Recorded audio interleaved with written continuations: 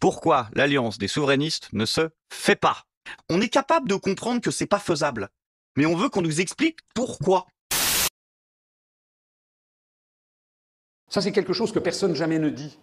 Mais à l'exception de Bruno Gollnisch, tous ceux qui ont approché, à un moment ou à un autre, le noyau dirigeant du FN, c'est-à-dire la SARL, Le Pen, la famille Le Pen, ils ont fini par découvrir la supercherie et par claquer la porte.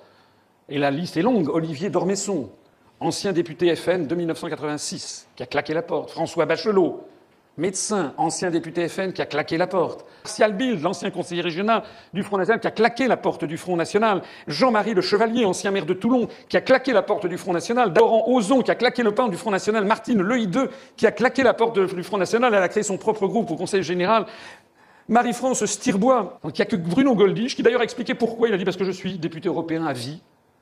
Donc il gagne en gros 15 000 € par mois net d'impôts jusqu'à 90 ans. Mais on sait bien. Voilà. Vous verrez ce qui arrivera à M. Philippot, à M. Choprade. Vous verrez ce qui leur arrivera dans les années qui viennent. On veut faire un référendum sur cette question-là, que ce soit les Français qui aient le choix.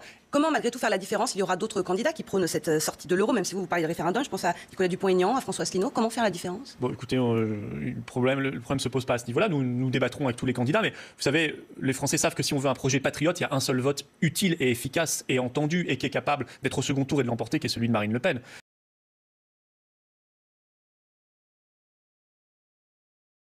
Pensez-vous que si Philippot quittait le Front National, il pourrait avoir sa place à l'UPR? Je voudrais dire à M. Philippot qu'il a fait le mauvais choix. Moi, ça fait 10 ans que j'explique ce que c'est que le Front National. Le Front National, c'est une principauté héréditaire, donnée en apanage au seigneur Le Pen de la Trinité-sur-Mer, et que l'on hérite de père en fille, de fille en petite fille, en cousin, etc. Voilà, ça s'appelle le népotisme, c'est une principauté monégasque. Alors maintenant, qu'est-ce qui va se passer? Je pense que monsieur Philippot va s'en aller, sans doute. Enfin, s'il a une once de dignité, je ne sais pas. De toute façon, la seule possibilité qu'il ait, c'est de passer sous les fourches caudines et d'avaler son chapeau, c'est plus des couleuvres. Là, il va ouvrir un muséum d'histoire naturelle, tellement il va avaler de couleuvres, pour être en voie de gollnichisation, c'est-à-dire comme ça, il aura son poste de député européen jusqu'à la retraite, et puis il ferme ça, voilà, il la ferme. Voilà. Est-ce que c'est ça qu'il va faire? Je n'en sais rien. Je pense que j'ai quand même me semble-t-il, j'ai une plus haute idée de M. Philippot, qui a des qualités. J'espère qu'il va quand même en tirer les conséquences et qu'il va s'en aller. Maintenant, qu'est-ce qu'il va faire? Moi, je n'en sais rien. On a le droit de se tromper. Mais ce que l'on n'a pas le droit, c'est, vous savez, ce proverbe qui dit errare humanum est, perseverare diabolicum. Mais on n'a pas le droit de persévérer dans l'erreur. Hein, ce que disait Confucius sous une autre forme. Donc, il faut, si M. Philippot, si les gens sont avec lui, ont mené la réflexion jusqu'au bout. C'est-à-dire, ils sont arrivés à la même conclusion que celle à laquelle, excusez-moi, je suis arrivé, moi, il y a plus de 10 ans. C'est-à-dire que ce qui fait grief, c'est l'indépendance et la souveraineté nationale. C'est-à-dire que l'on ne résoudra rien tant qu'on restera dans l'Union européenne et dans l'euro. Si monsieur Philippot est honnête intellectuellement, j'ai bon espoir qu'il le soit, l'impression qu'il me donne, si les gens qui sont avec lui sont honnêtes, ils devraient se dire qu'en fait, c'est l'UPR qui avait raison. Il n'y a pas de honte à dire que c'est quelqu'un d'autre qui avait raison. Et si eux, ou des gens de chez Mélenchon, ou des gens de chez Dupont-Aignan, ou des gens du PS, ou des gens de l'extrême gauche, de n'importe qui, se disent, finalement, la situation elle est trop grave, il faut qu'on se rassemble parce que nous sommes tous français, eh bien, ils seront les bienvenus, bien entendu, à l'Union populaire républicaine. Enfin, je vois pas pourquoi on refuserait quelqu'un à partir du moment où il prend évidemment l'engagement de respecter notre charte. Évidemment. La situation, elle est vraiment trop grave. Elle est trop grave, il faut qu'on se rassemble, et qu'on se rassemble pas derrière un mauvais berger, pas derrière quelqu'un qui nous dit, voilà, on va faire à droite tout, ou on va faire à gauche tout. Parce que le vrai sujet de l'heure, c'est pas la gauche, c'est pas la droite, le vrai sujet de l'heure, c'est la France qui est en train d'être détruite. Il vient de claquer la porte du Front National et il a fondé un mouvement qui s'appelle les Patriotes. Quel avenir pour les Patriotes à la droite de la droite? On verra ça avec Florian Philippot dans cette interview aujourd'hui au Talk du Figaro. Vous pourriez travailler avec, vous l'avez dit, avec Dupont-Aignan. Oui, on peut travailler ensemble. François Asselineau, le plus anti-européen de tous ceux qui a parlé pendant la campagne présidentielle. Moi, je tends la main à tous les souverainistes. François Asselineau, vous lui tendez la main? Je tends la main à François Asselineau, c'est-à-dire, je pense qu'il a son propre mouvement et je sais qu'il y a parmi, encore une fois, ses électeurs et ses militants, des gens qui sont très sincères et je vois pas pourquoi on ne pourrait pas travailler avec ces gens-là. Et les patriotes sont extrêmement clairs sur le Frexit, sur la sortie de la France de l'Union européenne. Ils sont les seuls d'ailleurs à dire cela. Nous serons très très clairs, nous serons la liste qui portera le Frexit. À tous ces partis politiques en France qui sont anti-immigration, suivez mon regard, et qui refusent maintenant de quitter l'Union européenne. Donc en fait, nommez-les. Le Front National, ou Debout la France. Et donc ne se donne aucune chance, mais M. Wauquiez est dans la même situation, ne se donne aucune chance de régler le problème. Alors ils font de l'esbrouf, on parle, on fait de la surenchère verbale, quitte parfois à dire n'importe quoi, mais dans les faits, aucune efficacité. Là, vous êtes déjà dans la campagne des élections européennes. Non, Alors, François Asselineau, Florian Philippot sur une même liste aux européennes? Non, mais d'abord, moi, je répondrai à vos questions lorsqu'on m'expliquera pourquoi M. Philippot a créé un parti. Votre liste pour le Frexit, c'est celle de François Asselineau. Moi, j'aimerais que vous m'expliquiez en quoi vous êtes différent.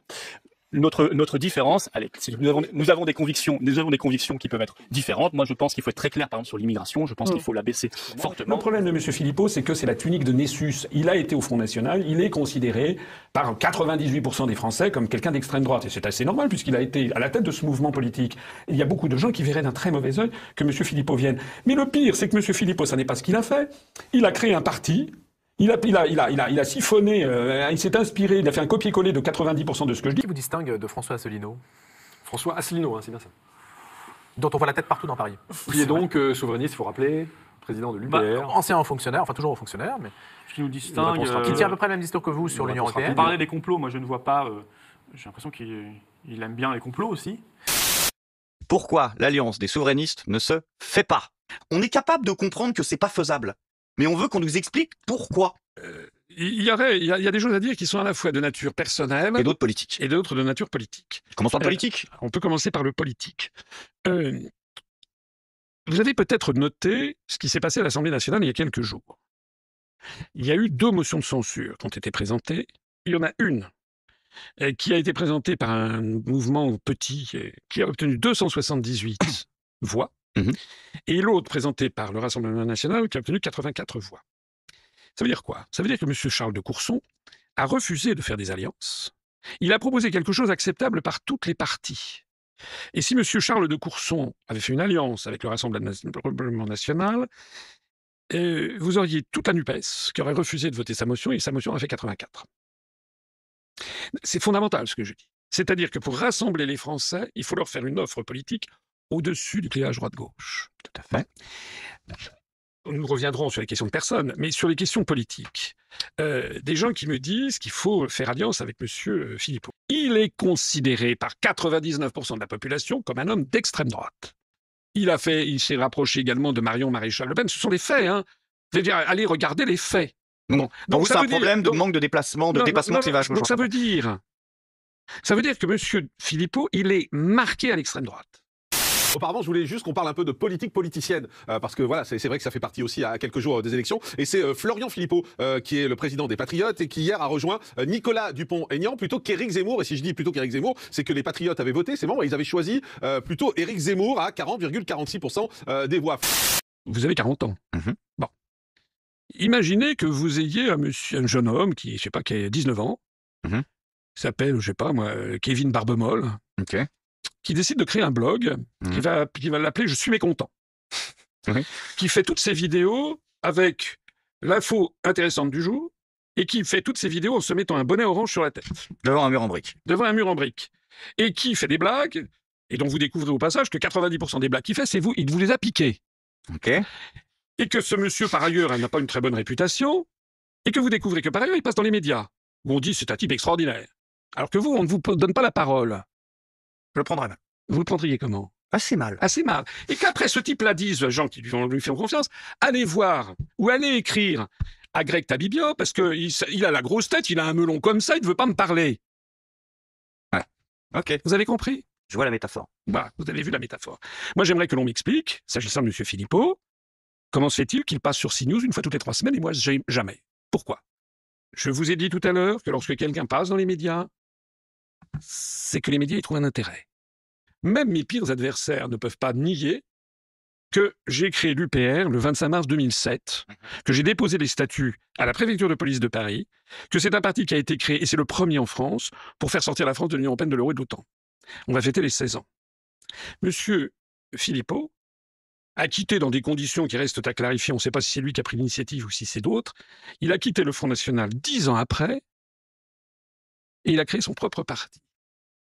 J'ai déjeuné avec lui, j'ai dîné, d'ailleurs c'est en 2021. Je lui ai dit, mais enfin, c'est... Pourquoi? Il m'a dit, parce que si j'étais venu vous voir, vous ne m'auriez pas accepté. Bon, d'accord, mais il n'a même pas essayé. Il a commencé par annoncer ça. Pourquoi? Pourquoi? Que vous m'expliquiez pourquoi? C'est d'ailleurs la même chose pour Kuzmanovic, qui est à LFI. Pourquoi? Monsieur Cheminade, qui est intervenu pendant les élections présidentielles, la dernière élection présidentielle, et nous le savons parce que des maires nous ont prévenu qu'il a appelé personnellement des maires pour qu'ils ne me parrainent pas. Oh là là, ça va partir en couille. Non, mais c'est la vérité. Oui, mais qu'on en débatte avec monsieur Cheminade, que j'ai reçu plusieurs fois à l'UPR, à qui j'avais proposé de se joindre à moi. Le 31 janvier 2020, j'ai organisé une réunion avec monsieur Philippot, monsieur Dupont-Aignan, monsieur Cheminade, Jean-Frédéric Poisson, qu'on a oublié de nommer, monsieur Dominique Jamais, comment s'appelle-t-il, Georges Kuzmanovic, Pierre Lévy du magazine Rupture, il y avait je sais plus qui encore. Quelle a eu lieu cette réunion? J'avais même eu le représentant personnel du comte de Paris, que j'avais rencontré le comte de Paris quelques jours auparavant. Aujourd'hui, c'est un moment historique. Je vais demander à tous les intervenants qui sont derrière, François Premier, de venir ici, qu'on fasse une photo. Parce que cette photo-là, vous la reverrez peut-être plus jamais. François, Jacques, Jean-Frédéric, Nicolas, Florian, venez tous autour. Cette photo, regardez-la bien. Regardez ce qui nous unit plutôt que ce qui nous désunit.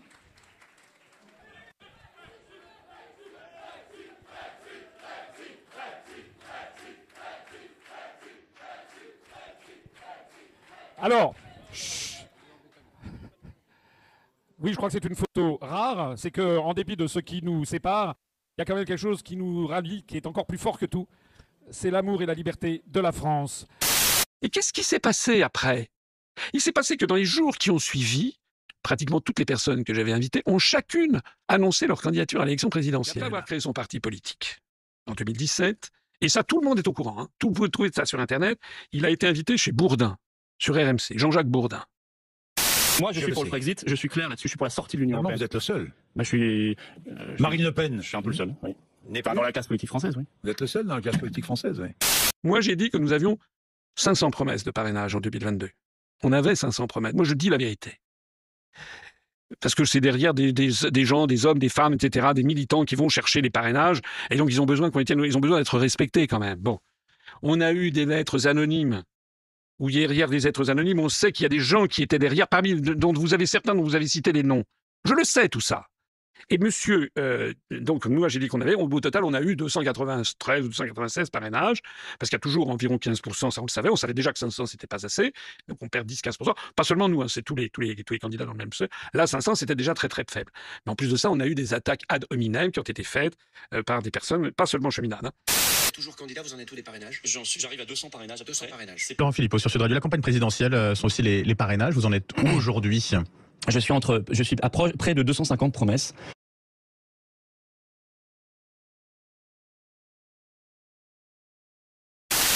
Monsieur Philippot, il a annoncé publiquement à ses propres troupes qu'il avait 300 promesses. Et nous, vous savez ce que c'est le problème que ça nous posait? C'est que nous, on avait des gens chez nous qui disaient « ouais, on devrait faire alliance avec lui ». Donc nous, on était obligés de dire la vérité parce qu'on était sur le terrain. On savait qu'il ne cherchait pas ces parrainages. C'était faux. C'était un mensonge. Vous avez vu combien il y a eu de parrainages? Il en a eu un. Si vous avez eu 300 promesses, il ne pouvait pas avoir un parrainage. S'il y avait 300 promesses, même avec 10-15% en moins, ça lui faisait 250 parrainages. Effectivement, il me semble incompatible de vouloir rassembler la France du bon sens, la France qui veut rebâtir un pays, qui veut sortir des querelles politiciennes, qui veut transcender tout ça, etc., en disant je fais l'union des droites. Voilà. Parce que ça, là-dessus, moi je veux dire, l'union des droites, c'est le dernier de mes soucis et je m'en contrefiche. Je l'ai déjà dit 50 fois. Nous sommes un mouvement de libération nationale. Didier, tu vas arrêter de tourner la tête. Parce que nous sommes un mouvement de libération nationale. Bon, c'est-à-dire que nous avons des gens de droite, des gens de gauche, des gens de centre, etc., qui viennent à l'UPR. Je vous l'ai dit tout à l'heure, on a des anciens de chez Lassalle, on a des anciens de Dupont-Aignan, on a des anciens de LR, on a des anciens de LFI qui viennent à l'UPR. Donc c'est ça que nous sommes. Et croyez bien que je l'ai créé depuis le début, parce que l'UPR, c'est depuis le début une alliance. Voilà. Donc tout le monde peut venir à l'UPR. Il n'y a aucune exclusive. Maintenant, il y a des gens qui, en effet, ont pour arrière-pensée de nous coller l'image d'extrême droite. Ça fait 17 ans que des gens veulent constamment dans les médias nous dire l'UPR, c'est l'extrême droite. Même heure, vous voulez la preuve? France TV Info a fait un article. Oui, j'ai vu ça. Vous l'avez vu? J'ai vu ça. Et donc ils ont mis. Ça veut dire qu'ils disent beaucoup de conneries. Hein, ils ont dit quoi? Ils nous ont mis avec M. Philippot, l'UPR, parti d'extrême droite. De toute façon, je vais vous dire. Nous avons. C'est une vue de l'esprit que de croire qu'une alliance avec M. Philippot nous ferait gagner les voix. Ça nous en ferait perdre énormément. Pourquoi ? Parce que nous avons chez nous des gens venant de tous les horizons. Et nous avons, c'est pas moi qui décide, hein. J'ai pas le melon. C'est pas moi qui décide. Nous avons un bureau politique et nous avons des adhérents. Et je peux vous assurer qu'il y a énormément de gens qui, si M. Philippot venait à l'UPR, ne voudraient pas. Qu'il y en a pourquoi plus qui souhaiteraient l'alliance Dupont-Aignan-Philippot. On a vu l'alliance Dupont-Aignan. Parce qu'il vous manque. On a vu l'alliance. Monsieur Dupont-Aignan, en 2017, avait fait 4,7. Allié avec Philippot en 2022, il a fait 2. J'ai créé un parti c'est presque une espèce d'engagement formel, sortir de l'UE, sortir de l'euro, sortir de l'OTAN. Nous ne ferons jamais alliance avec des partis qui ne veulent pas cela. Et nous ne ferons jamais alliance non plus avec des partis qui sont prêts à faire alliance avec ceux-là. Donc nous, on veut sortir de l'UE, de l'euro et de l'OTAN, et on ne veut pas, c'est quand même notre droit. On ne veut pas faire alliance avec des gens qui disent le contraire. Vous savez à quoi ça me fait penser ? Ça me fait penser à Geert Wilders aux Pays-Bas. Geert Wilders, il a fait une alliance comme ça avec des autres de droite qui ne voulaient pas sortir de l'UE. Il a fait campagne en disant on va faire un référendum si on gagne. Ils ont gagné. Le lendemain, Geert Wilders a dit on ne fera pas de référendum parce que mes alliés ne veulent pas. Alors, quand est-ce que les européistes ont été battus, en fait, au cours des 60 dernières années ? Pas par des coalitions de droite ou des coalitions de gauche, non. L'oligarchie a tremblé en 92 et l'oligarchie a été furieuse en 2005. Parce qu'en 2005, cette fois-ci, le non l'a emporté. Et pourquoi le non l'a emporté au référendum ? Parce qu'il y avait des gens de droite qui ont voté non et des gens de gauche. Donc, il est fondamental, mais absolument fondamental pour nous, que nous continuions sur cette ligne, parce que nous avons des adhérents, des sympathisants, des militants qui viennent de droite, et même de ce que l'on appelle l'extrême droite, on peut ergoter sur ce truc, mais des gens qui viennent du RN, qui sont tout à fait déçus de constater que Bardella est devenu un agent des Amerlocs, ou bien même des gens de chez Zemmour qui sont également déçus de constater la même chose, mais on a aussi des gens qui viennent de la gauche, et qui viennent des anciens du Parti communiste et des socialistes, qui viennent chez nous. Et il y a une possibilité, en rassemblant les deux partis, d'arriver à la majorité.